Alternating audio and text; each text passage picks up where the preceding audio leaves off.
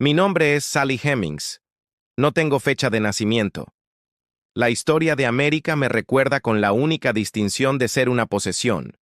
Nací en 1773, o quizás 1774, en una plantación llamada Monticello, la pequeña montaña que se erigía en Virginia como un templo a la Ilustración. Mi amo, el hombre que me poseía, era Thomas Jefferson, el autor de la Declaración de Independencia, el mismo que escribió que todos los hombres son creados iguales. Sally Hemings, la mujer que vivió entre cadenas y contradicciones. Dicen que fue esclava y amante, prisionera del hombre que escribía sobre libertad mientras ella no tenía la suya. Silencio, poder y amor prohibido marcaron su destino. Su nombre fue borrado por siglos, pero su sombra aún habita en los cimientos de la historia. Sally Hemings, la mujer que amó en cautiverio. ¿Desde dónde nos estás viendo? Escríbelo en los comentarios, y si te gustan estas historias reales que revelan los secretos del pasado, suscríbete para no perderte lo que viene. Monticello no era una simple granja, era un universo de contradicciones. Las salas estaban llenas de libros de filosofía y de inventos ingeniosos de Jefferson, pero la base de toda esa grandeza era el sudor y la esclavitud de cientos de personas. Yo pertenecía a una casta especial, la familia Hemings, cuyo destino estaba entrelazado con el de la familia de Jefferson, por lazos de sangre mucho más complejos de lo que cualquiera se atrevía a admitir en voz alta. Mi madre, Elizabeth Betty Hemings, era una mujer mestiza, hija de una esclava africana, y según el rumor persistente, de un capitán de barco inglés. Betty era la jefa de una gran familia de esclavos talentosos y valorados, carpinteros, cocineros, costureras. Pero la conexión que selló mi destino fue aún más íntima. Mi abuelo era John Wales, el padre del difunto amo de mi madre. Y ese mismo John Wales, antes de morir, había sido también el padre de Martha Wales Skelton, quien se convertiría en la esposa de Thomas Jefferson. Esto significaba que mi madre y la difunta esposa de mi amo eran medias hermanas, y yo, Sally Hemings, la joven esclava nacida en la casa de la plantación, era la media hermana de los hijos de Thomas Jefferson. Crecí en la sombra de la casa grande. No trabajaba en los campos. Mi destino estaba dentro de las paredes. Mi piel era clara, mi cabello, según los pocos que se atrevían a describirme, era lacio y mi apariencia era, de manera inquietante, similar a la de la difunta señora Jefferson. A los 9 años, mi vida cambió irrevocablemente. La esposa de Jefferson, Martha, murió. Mi vida se convirtió en un servicio directo a sus hijas, Martha Patsy y María Polly. Fui enviada a atender sus necesidades, a ser su sombra silenciosa. Jefferson, consumido por el dolor y la ambición política, dejó la gestión de la plantación y partió a Francia como embajador. Yo me quedé en Monticello, una niña, esclava por ley, pero con la sangre de los amos corriendo por mis venas, a la espera de un destino que me llevaría mucho más allá de las colinas de Virginia. Mi infancia en Monticello, aunque marcada por la esclavitud, se desarrollaba en un mundo de privilegios relativos. Los Hemings éramos diferentes. No éramos esclavos de campo, sino la élite de los esclavos domésticos. Mi madre, Betty, crió a sus hijos para ser indispensables, dotándonos de habilidades que nos hacían valiosos para la casa de Jefferson. Mi hermano James era un chef talentoso. Mi hermana Crita, una costurera. Mi posición era aún más ambigua debido a la línea de sangre. Yo era esclava, pero también portaba el peso silencioso de ser la media hermana de la difunta esposa de mi amo, Martha. Esta conexión me otorgaba un estatus que otros esclavos no tenían. Los niños Hemings éramos físicamente de piel más clara, un reflejo de nuestra ascendencia europea compartida. Esta palidez era un recordatorio constante de la traición y la complejidad que acechaban bajo la superficie de la vida de Jefferson. La muerte de la señora Martha en 1782 dejó a Jefferson en un estado de desolación. La casa se convirtió en un mausoleo de su recuerdo. Era bien sabido que yo, la joven Sally, me parecía notablemente a mi media hermana, Marta, la esposa muerta. Esta semejanza era el corazón de la paradoja. Yo era la viva imagen de la mujer que él había amado, pero legalmente, yo era solo una propiedad, una mercancía valorada en $100. Mi rol, tras la partida de Jefferson a Europa, se volvió esencial para sus hijas, Patsy y Polly. Yo me convertí en la sirvienta personal de Polly, la más joven. Era un trabajo que me preparaba para una vida de dependencia y servicio, pero también me exponía a la educación y las costumbres de la clase alta. Escuchaba a las niñas hablar de su padre, de la gran aventura en la que se embarcaba y de la elegancia de París. A pesar de mi juventud, mi destino ya estaba trazado, aunque yo no lo supiera.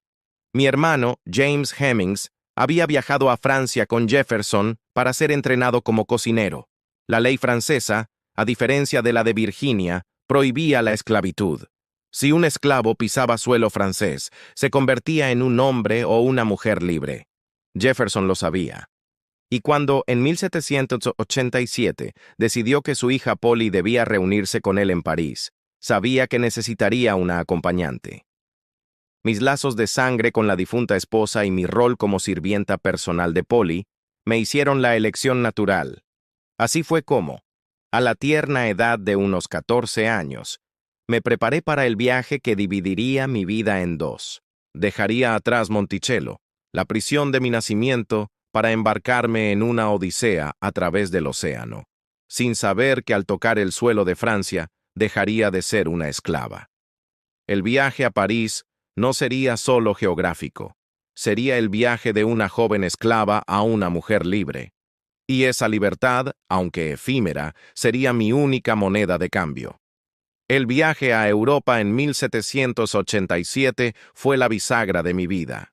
Con solo unos 14 años, fui enviada a acompañar a la joven hija de Jefferson, Polly, en su travesía transatlántica.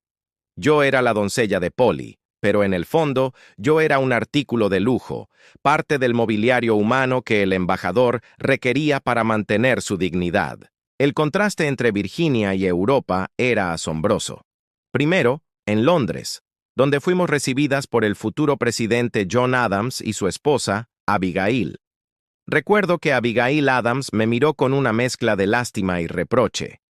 Ella, una mujer con fuertes convicciones antiesclavistas, veía en mí la viva paradoja de la joven república que su esposo ayudaba a fundar. Pero fue en París donde mi mente y mi espíritu se abrieron. La ciudad, inmersa en las ideas de la Ilustración que Jefferson tanto admiraba, vivía un fermento de libertad. En París, la ley francesa declaraba que todo esclavo que pise suelo francés es libre. Esta verdad era conocida por mi hermano, James Hemings, que había vivido y trabajado libremente en la ciudad, siendo entrenado como un maestro de cocina francesa. Él era un hombre asalariado, con la capacidad de decidir su propio destino. Yo me convertí en la sirvienta personal de las hijas de Jefferson, pero me expuse al idioma, a la cultura y sobre todo a la atmósfera de libertad. Mi hermano James se convirtió en mi confidente silencioso. Él me reveló la ley. Me dijo, con una seriedad que nunca olvidé, que yo ya no era esclava.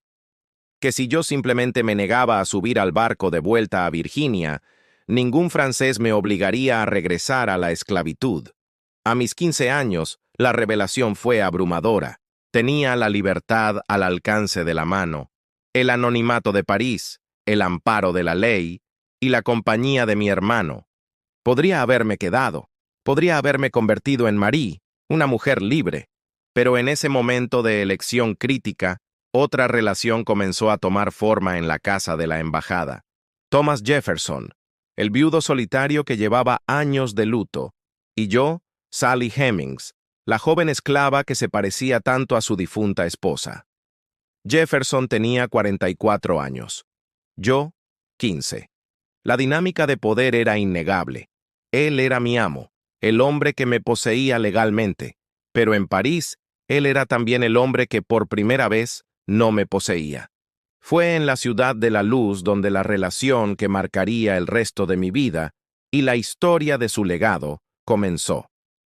Me encontré atrapada entre la promesa de la libertad y la oscura intimidad con el hombre que era, por ley, mi dueño.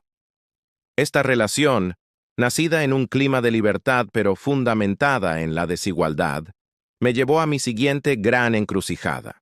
La decisión de regresar a Monticello o quedarme en Francia se convirtió en una negociación por mi propia alma y por el futuro de los hijos que sabía que ya vendrían.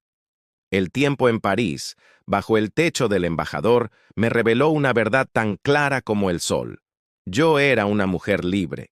Tenía a mi hermano James con su libertad como testigo y cómplice. La ley me amparaba. El retorno a Virginia, a Monticello, significaba un retorno a la esclavitud, no solo para mí, sino para el hijo que ahora llevaba en mi vientre, fruto de mi relación con Thomas Jefferson.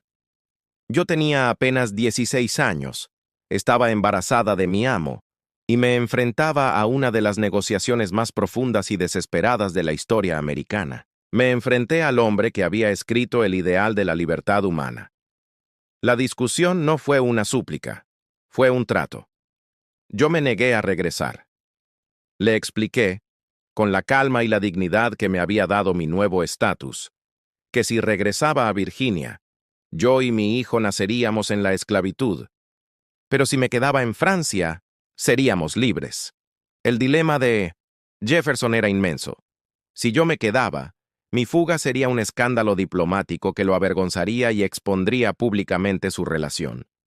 Jefferson no podía obligarme, pero él no quería perder ni la intimidad que habíamos encontrado, ni la valiosa propiedad que yo representaba. El acuerdo al que llegamos fue un testamento de mi valentía y de su profunda contradicción. Le exigí una promesa, un compromiso que solo un hombre de su poder podía garantizar, que si yo regresaba con él a Virginia, él liberaría a todos los hijos que yo concibiera con él al cumplir la edad de 21 años. Para un esclavo, la promesa de la libertad para sus hijos era el tesoro más grande. Acepté. Me arriesgué. Yo volvería a ser esclava en vida, atada a él por el amor, la coacción y la ley. Pero mis hijos, la nueva generación, serían libres. A cambio, Jefferson me prometió lo que más tarde se conocería como privilegios extraordinarios. No trabajaría en el campo, sino que sería una esclava doméstica con tareas ligeras. Cuidaría de mí y de mis hijos con un trato preferencial. En 1789, regresamos a Virginia. Cruzamos el océano de vuelta a la tierra donde la ley me consideraba una cosa. Yo regresé embarazada de mi primer hijo con Thomas Jefferson, un niño que, según la historia de mi hijo Madison Hemings, solo vivió poco tiempo. Mi elección fue un sacrificio. Renuncié a mi propia libertad legal en París por la libertad garantizada de mis hijos en Virginia. Al pisar de nuevo Monticello, me convertí en la esclava de mi amo, la madre de sus hijos, y la guardiana de un secreto explosivo que redefiniría la hipocresía de la fundación de Estados Unidos. La verdadera batalla, sin embargo, solo acababa de empezar.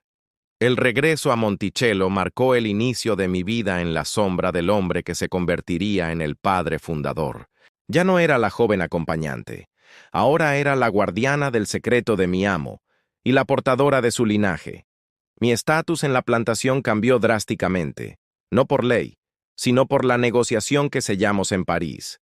Me instalé en una pequeña habitación en el pabellón sur, justo debajo de las habitaciones de Jefferson, con una cercanía íntima y peligrosa.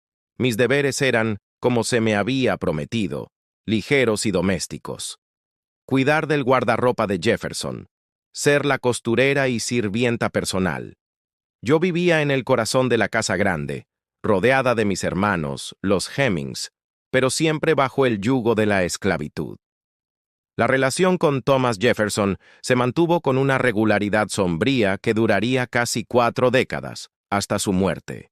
Entre 1790 y 1808, di a luz a al menos 6 de sus hijos. Harriet, que murió en la infancia, Beverly, una segunda Harriet, Madison y Eston. Cada nacimiento era una confirmación de la promesa que me había traído de vuelta. La concepción de cada uno de mis hijos se correlacionaba perfectamente con las épocas en que Jefferson estaba en Monticello. Mi vientre se convirtió en el único registro silencioso de sus regresos. Los rumores, por supuesto, comenzaron a extenderse. Éramos una familia de esclavos de piel clara que se parecían a su amo y que gozaban de privilegios inusuales. Mis hijos no trabajaban en el campo, jugaban en la plantación y a menudo sus rasgos faciales recordaban sorprendentemente a los de Jefferson. Jefferson no me concedió la libertad legal, pero me dio un trato que ninguna otra esclava poseía. Yo no fui vendida ni castigada. Mis hijos no fueron separados de mí ni enviados a las plantaciones. Mi vida se desarrollaba en un equilibrio precario. Yo era la madre de los hijos de un presidente, una mujer con un poder inigualable sobre el hombre más poderoso del país, pero seguía siendo una propiedad sujeta a su voluntad. El mayor tormento era la contradicción constante. En la misma casa, mis hijos eran criados con cierto nivel de comodidad, pero legalmente eran solo bienes, sujetos a ser vendidos en cualquier momento. Yo los amaba con la ferocidad de una madre que sabía que su vida dependía de la negociación de París. Les enseñé a moverse con dignidad en ese mundo de mentiras, a hablar bajo, a ser discretos y a aferrarse a la esperanza de la libertad prometida. La vida en la casa grande era una existencia dual. En el piso de arriba, Thomas Jefferson, el filósofo y estadista, escribía sobre la libertad y la república. En el piso de abajo, su esclava y amante, Sally Hemings, criaba a los hijos de la que era, por ley, una unión imposible. El secreto era un muro de cristal. Todos podían verlo, pero nadie en la casa grande se atrevía a romperlo. Capítulo 6. Los hijos de dos mundos. Mis hijos vivían en una zona gris de la existencia, un espacio suspendido entre la esclavitud y la aristocracia, entre la ley de Virginia y la promesa de su padre. Eran, literalmente, hijos de dos mundos. Beverly, Harriet, Madison y Eston, los que sobrevivieron hasta la edad adulta, crecieron con una identidad peculiar en Monticello. Su piel clara era su salvoconducto. Eran, a los ojos de los visitantes, los niños Hemings, o más comúnmente, simplemente los chicos de la casa grande. Recibían un trato que los distinguía del resto de la población esclavizada. Mi hijo Madison recordaría más tarde que, a pesar de su estatus legal, eran los más privilegiados de todos los esclavos. Jefferson, su padre, mantenía una distancia emocional, un mecanismo para negar públicamente nuestra relación. Nunca los reconoció abiertamente, y en sus registros, mis hijos eran catalogados con la frialdad de los inventarios. Sin embargo, se aseguraba de que recibieran educación o capacitación para oficios valiosos. Beverly y Eston se convirtieron en carpinteros y músicos. Harriet, en una talentosa hilandera. Mi tarea como madre no era solo criarlos, sino prepararlos para la libertad que vendría con la mayoría de edad. Les enseñé a caminar por la línea fina, a actuar como esclavos obedientes ante los ojos del mundo, pero a retener la dignidad y la educación de los hijos de un amo. Tenían que aprender a pasar desapercibidos. La existencia de mis hijos era un desafío viviente a la noción de raza. Su apariencia era tan cercana a la blanca que, una vez liberados, podrían desvanecerse en la sociedad de los hombres libres, negando su ascendencia africana y su pasado en la esclavitud. Era la única vía de escape real en un país obsesionado con la clasificación racial. La presencia de Martha Patsy. Jefferson Randolph y su familia, las hijas y nietos blancos de Jefferson, agravaba la tensión. Patsy, la hija legítima, me conocía desde niña y sabía más que nadie sobre el vínculo entre su padre y yo. El ambiente en la casa grande era a menudo de silencio cargado y sutil hostilidad. Éramos la familia de facto de Jefferson, pero ellos eran la familia legal y reconocida. Cada día en Monticello era un ejercicio de control y negación. Jefferson subía al estrado nacional como defensor de la libertad, mientras yo, la madre de sus hijos, cosía y cosía en la habitación de abajo, esperando pacientemente el cumplimiento de la promesa de París. La existencia de mis hijos era la bomba de tiempo que amenazaba con exponer la hipocresía de la nación. Y en 1802, esa bomba comenzó a detonar. El año 1802 fue el momento en que el muro de silencio que rodeaba a Monticello se hizo pedazos. Thomas Jefferson era el presidente de los Estados Unidos, el ícono de la democracia. El secreto que yo custodiaba con mi vida y la de mis hijos era un arma demasiado potente para que la política de la época lo ignorara. El verdugo que desató el escándalo fue James Thomson Callender, un periodista escocés, panfletista político y un exaliado de Jefferson que se sentía traicionado. Jefferson, después de utilizar a Callender para atacar a sus opositores, se había negado a concederle un lucrativo puesto de trabajo. La venganza de Callender fue brutal. En septiembre de 1802, en el periódico Richmond Recorder, Callender publicó un artículo incendiario que arrojó a la luz lo que solo eran susurros en Virginia. Él escribió que el presidente Jefferson mantiene y durante muchos años ha mantenido como su concubina a una de sus propias esclavas. Su nombre es Sally. Continuó afirmando que, por esta esclava, nuestro presidente ha tenido varios hijos. Callender se refirió a mí con epítetos racistas y sensacionalistas, como la Venus africana, aunque nunca me había visto. El impacto fue sísmico. El escándalo de Dusky Sally o Sallygate se convirtió en el tema principal de los periódicos federalistas. Los opositores políticos de Jefferson utilizaron rimas, caricaturas y coplas satíricas para ridiculizar al presidente, acusándolo de hipocresía. Un hombre que hablaba de la virtud y la moralidad mientras engendraba una familia esclava en su propia casa. La tormenta mediática causó furor en la nación, pero en Monticello el silencio se hizo de plomo. Thomas Jefferson se adhirió a una política estricta de negación pública absoluta. Nunca, ni una sola vez, respondió a las acusaciones de Callender o de cualquier otro. Él creía que los ataques personales no merecían el honor de una respuesta de un jefe de Estado. Pero su silencio no era inocente. Era una defensa de su reputación y un abandono de la mía. Al no responder, dejó que la prensa me calumniara, me denigrara y distorsionara mi imagen, retratándome como una ramera esclava que había seducido al presidente. Jefferson nos negó a todos, a mí como su compañera y a mis hijos como su carne y sangre. La paradoja se hizo insoportable. Los visitantes de Monticello a menudo notaban el sorprendente parecido de mis hijos con Jefferson, un hecho que se comentaba en voz baja en los círculos sociales. La verdad era visible, pero el poder del presidente y el racismo de la época aseguraban que la negación fuera la versión oficial de la historia durante 200 años.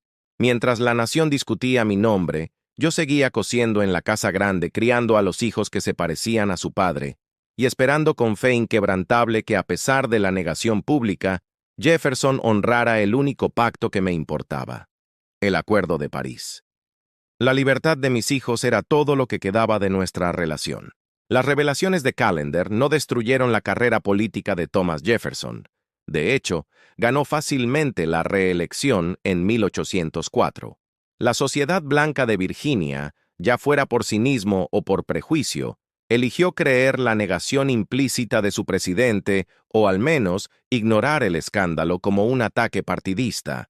Para la élite, era más fácil creer que el hombre que había escrito la Declaración de Independencia era inocente, o que el rumor era un ejemplo más de la depravación de la raza negra que aceptar la verdad.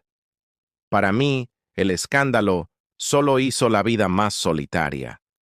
Había visto mi nombre arrastrado por el barro de la prensa, usado como munición política. Mi rostro y mi vida habían sido distorsionados por un hombre que ni siquiera me conocía. Mi amo, el único hombre que podía haber defendido mi honor y el de mis hijos, eligió el silencio. A pesar de la tormenta en la prensa, Jefferson nunca flaqueó en la única promesa que me importaba. A medida que mis hijos crecían, la promesa de París comenzó a materializarse. En 1822, Jefferson tomó una acción sin precedentes en Monticello. Mi hijo mayor, Beverly, y mi hija, Harriet, alcanzaron la edad adulta. Jefferson no los liberó oficialmente con documentos legales, sino que les permitió escapar o partir, dándoles dinero y una oportunidad. Se les instruyó para que se fueran discretamente y pasaran a la sociedad blanca, asumiendo una nueva identidad lejos de la esclavitud. Fue un acto de manumisión en la práctica. Verlos irse fue una mezcla de dolor y triunfo. Dolor por la separación, pero triunfo porque el pacto se había cumplido. Ellos eran libres.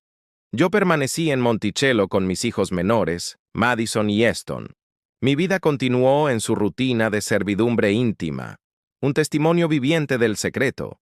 En 1826, el año del 50 aniversario de la Declaración de Independencia, Thomas Jefferson estaba moribundo. Para los esclavos, la muerte de un amo era un momento de terror. Significaba la venta de la plantación para pagar deudas y la desmembración de las familias. Yo esperaba con el corazón en un puño el cumplimiento de la última parte de la promesa. Jefferson murió el 4 de julio de 1826. Mi destino, y el de mis dos hijos restantes, se reveló en su testamento. A diferencia de casi todos sus otros esclavos, mis hijos Madison y Eston Hemings fueron liberados incondicionalmente. Jefferson honró mi negociación de París con el último aliento de su vida, liberando a sus 4 hijos, pero a casi nadie más de los cientos de esclavos que poseía.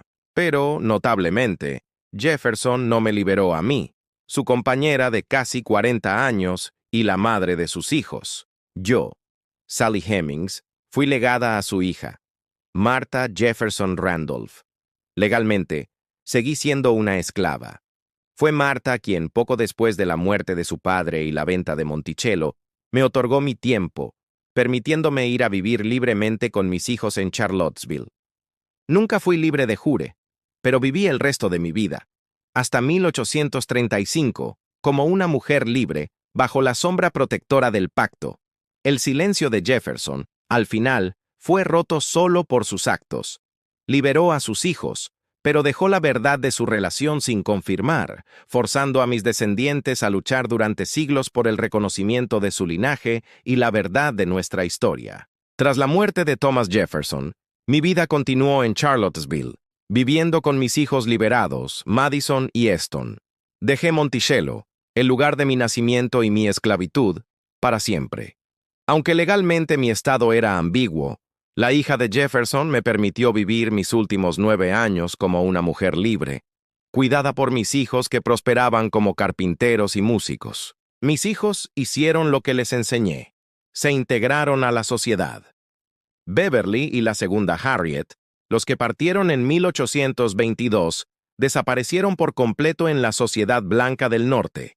Cumplieron la promesa silenciosa de su padre al negar su ascendencia africana y vivir como personas blancas libres, una elección nacida de la necesidad de supervivencia.